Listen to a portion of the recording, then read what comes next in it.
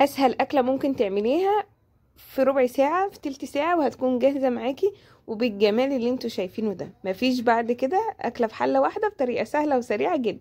حلة على النار فيها 3 معالق كبار من الزيت. عندي صدر واحد من الفرخة قطعته مكعبات زي ما انتوا شايفين متوسطة. هنزل بيه ان انا اشوحه عليه رشة من الفلفل.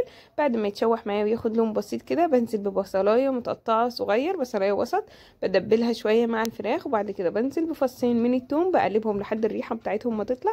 بضيف معلقتين كبار من صلصة الطماطم. لو ما فيش صلصة طماطم تقدري تحطي طماطم فريش، ما فيش اي مشكلة، يعني عصير طماطم. بضيف بس معلقة صغيرة من الكاري وملح وفلفل حسب الكمية.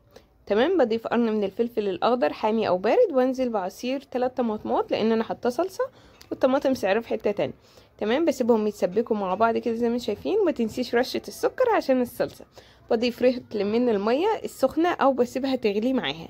وبعد كده بضيف كيس واحد من المكرونة، يعني لو هتحطي اكتر من كيس زودي. النص كيلو بياخد رطل من المية. تمام. وبغطي عليها من وقت للتاني بديها تقليبة. اول 10 دقايق، يعني اول 7 دقايق 5 دقايق بس على النار عالية. بعد كده بهدي النار وقت للتاني بديها تقليبة. كل الموضوع ما بيكملش ربع ساعة. تمام. وبعد كده بغرفها. ما بحطش المكرونة ابدا غير وانا هغرف الاكل. ليه؟ لانها هتشرب الصوص ومش هتبقى زي ما انا عايزه. بس كده وبألف هنا وشفا. ودي بتكون معانا مكرونة مبكبكة بالفراخ او بالمكرونة الجارية زي ما بتسموها. حلوة اوي، جربوها تعجبكم. حلوة وسهلة وبسيطة وفي حلة واحدة وموفرة كمان. لو عجبكم الفيديو متنسونيش لايك وشير وكومنت حلو زيكم.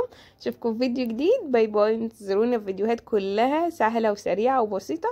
ونسبة الدراسة اللي احنا فيها مش عارفين نعمل اي حاجة.